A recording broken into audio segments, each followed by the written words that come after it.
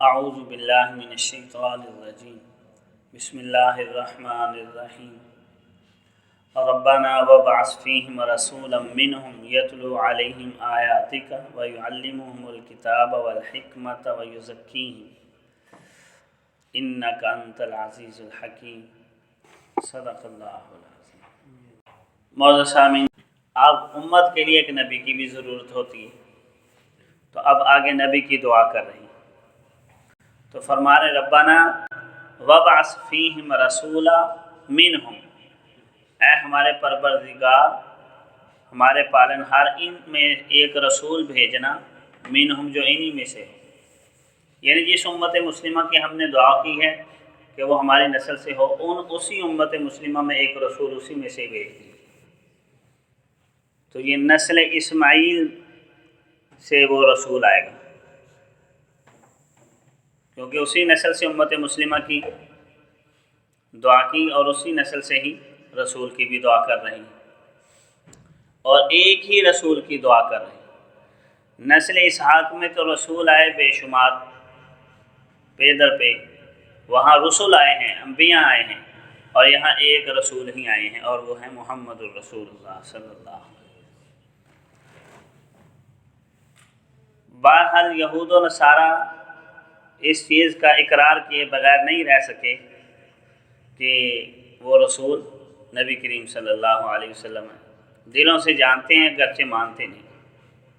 دوسری بات، انجیل استثناء اصل میں یہ جو ان کی بائبل ہے اس کے مختلف سپارے ہیں، مختلف سپاروں کے مختلف نام ہیں، ایک سپارہ ان کا استثناء ہے، یوں سمجھ لیں سادہ لفظوں میں۔ استثناء کے اندر، تورات کے اندر یہ بات ہے کہ اللہ تعالیٰ نے موسیٰ علیہ السلام سے کہا کہ میں تیرے بھائیوں میں ایک تجھ سا رسول بھیجوں گا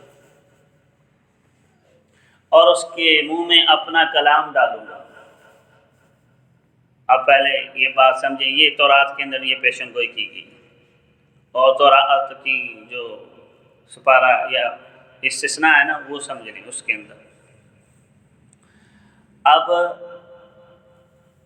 موسیٰ علیہ السلام سے اللہ تعالیٰ فرما رہے ہیں کہ میں تیرے بھائیوں میں تجھ جیسا رسول بھیجوں گا۔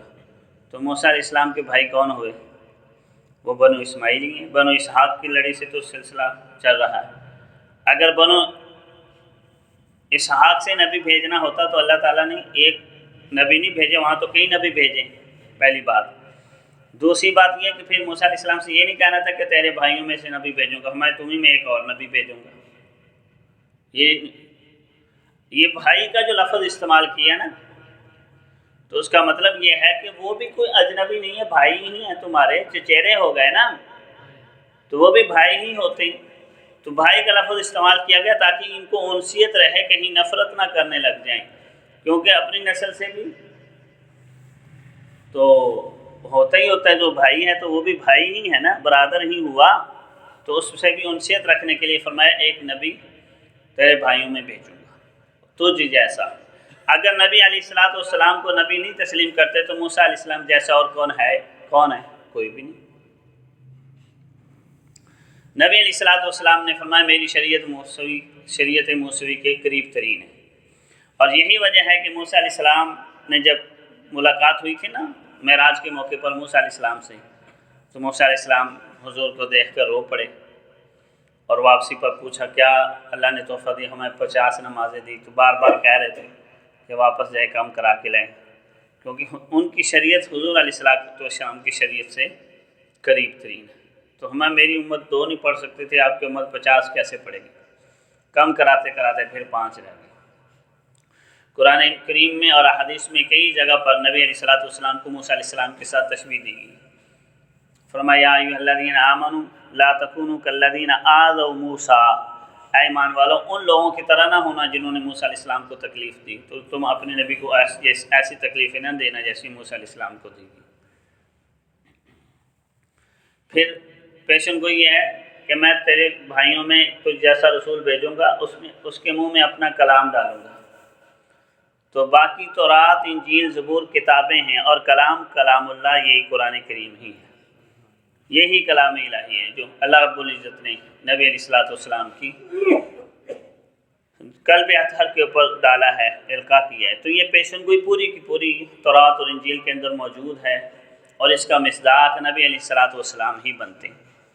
تو یہاں پر بھی یہی وہ دعا فرما رہے ہیں کہ اللہ مبعوث کر دیجئے، بھیج دیجئے ان میں ایک رسول منہم، انہی میں سے، انہی کی نسل میں سے، نسل اسماعیلی میں ایک ہی پیغمبر آئے ہیں، وہ نبی علیہ الصلوۃ والسلام۔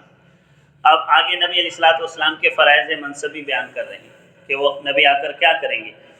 یتلو علیہم آیاتی کا، ان کے اوپر آپ کی آیات پڑھیں گے، آپ کے احکامات پڑھ پڑھ کر سنائیں گے، یعنی وہ پیغمبر اعظم ہوں گے، مرسل اعظم ہوں گے، نبی اعظم ہوں گے، اللہ کا پیغام بندوں تک پہنچانے والے، تلاوت کرنے والے، پڑھ کر سنانے والے۔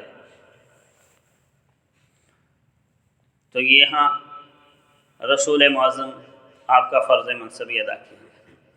تو جب قاری پڑھتا ہے نا قرآن کریم کے، جب تلاوت کرتا ہے کوئی شخص، تو گویا کہ اللہ کا حکم پڑھ رہا ہے، وہ اللہ کی یاد پڑھ رہا ہے۔ اور پھر نمبر 2، وَيُعَلِّمُهُمُ الْكِتَابَ وَالْحِكْمَةَ، اور ان کو کتاب و حکمت کی تعلیم بھی دے، یعنی صرف حکم پڑھ کر نہ سنائے بلکہ اس کو سکھائے بھی۔ تو رسول اللہ ہونے کے ساتھ، رسول اعظم ہونے کے ساتھ وہ معلم اعظم بھی ہوں۔ ایسے نہیں ہوا کبھی بھی کہ اللہ تعالیٰ نے کتاب بھیج دی اور اس کتاب کو سکھانے والا نبی نہ بھیجا۔ ایسے تو ہوا ہے کہ نبی آئے لیکن کتاب نہیں دی گئی، لیکن ایسے نہیں ہوا کتاب آ گئی اور نبی ساتھ آئے نہیں سمجھانے کے لیے، نہیں۔ تو ہمیں آپ کی آیات ان کے اوپر پڑھے اور ان کو کتاب اور حکمت کی تعلیم بھی دے، سکھائے بھی ہوں۔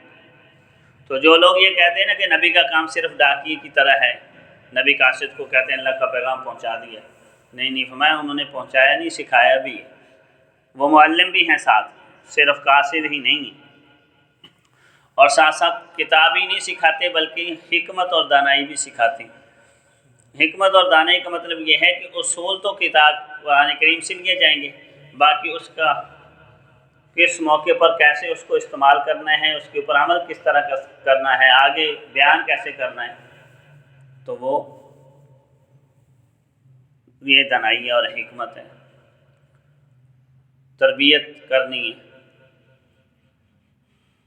تو گویا کہ یتلو علیہم آیاتک میں آپ کے مبلغ اعظم ہونے کا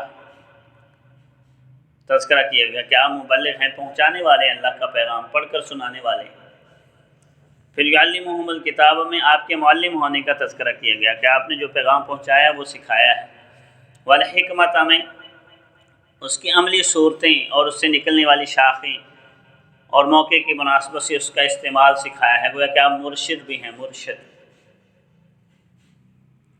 اور اس کے بعد ہے وَيُزَكِّيهِمْ، اور ان کا تزکیہ کیجیے، یعنی ان کے اندر سے اخلاق رذیلہ ختم کر کے اخلاق فاضلہ بھر دیجیے۔ تزکیہ ایسے کہتے ہیں، زکوٰۃ سے ہے پاکیزگی، یعنی ان کو پاک صاف کر دیجیے گا، جو گندگی ان کے اندر ہے اخلاق میں، اعمال میں، سوچ میں، وہ نکال دیجیے اور صاف ستھرا ان کو کر دیجیے، نکھار دیجیے۔ گویا کہ آپ مصلح ہیں، مصلح اعظم۔ یہاں آپ کی صفت مصلح ہونے کو ذکر کیا گیا کہ آپ نے اصلاح بھی کرنی ہے، کانٹ چھانٹ کرنی ہے، کانٹ چھانٹ کے بغیر تزکیہ نہیں ہوتا، یہ بات یاد رکھیں۔ نبی علیہ الصلوۃ والسلام امت کا تزکیہ ایسے کیا، آپ نے اتنی کانٹ چھانٹ کی کہ آپ کے سامنے اگر کوئی کام ہوا نا، محدثین فرماتے ہیں، اور آپ خاموش رہے تو اس کا مطلب یہ ہے کہ وہ کام ٹھیک تھا، وگرنہ نبی کانٹ چھانٹ ضرور کرتے، نبی خاموش رہ نہیں سکتا۔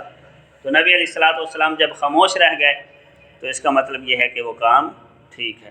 اس قدر آپ تزکیے کے اعلیٰ درجے پر فائز ہیں، مصلح کی بلند و مرتبت مزکی ہیں، تزکیہ کرتے ہیں اور آگے امت کی اصلاح کرنے والے ہیں۔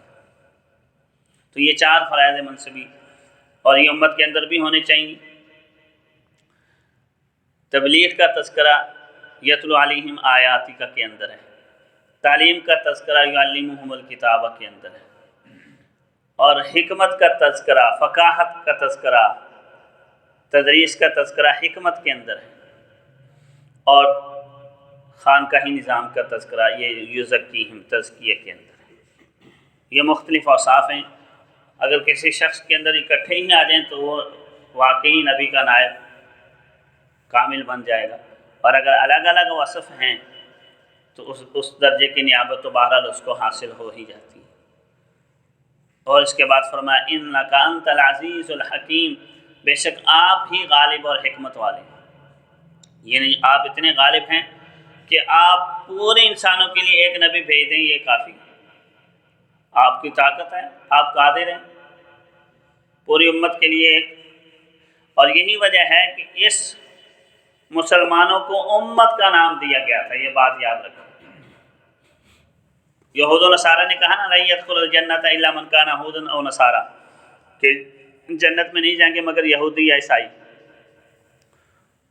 تو پھر وہ اعتراض یہ کرتے ہیں کہ مسلمان بھی تو یہی کہتے ہیں جنت میں ہم ہی جائیں گے، یعنی اگر یہودی یہ کہتے ہیں کہ ہم جائیں گے، عیسائی یہ کہتے ہیں ہم جائیں گے، تو مسلمان بھی یہی کہتے ہیں کہ ہم جائیں گے۔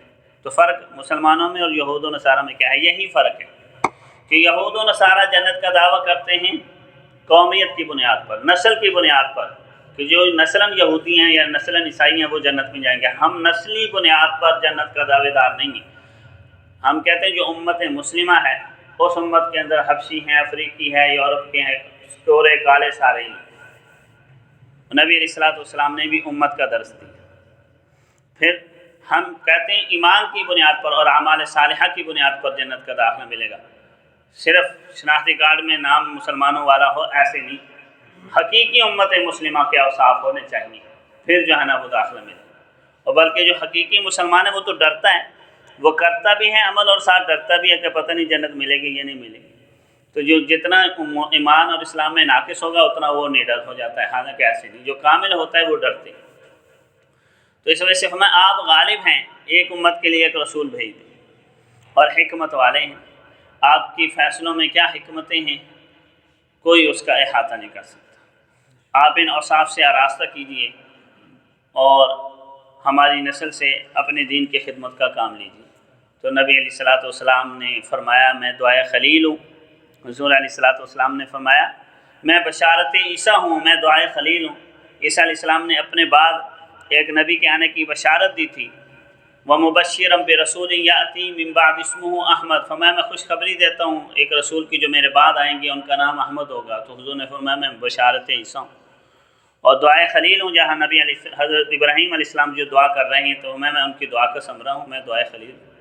اللہ رب العزت ہمیں نبی علیہ السلام کا مقام مرتبہ پہچاننے اور آپ کے اوصاف کاملہ میں آپ کی نیابت کا حق ادا کرنے کی توفیق عطا فرمائے۔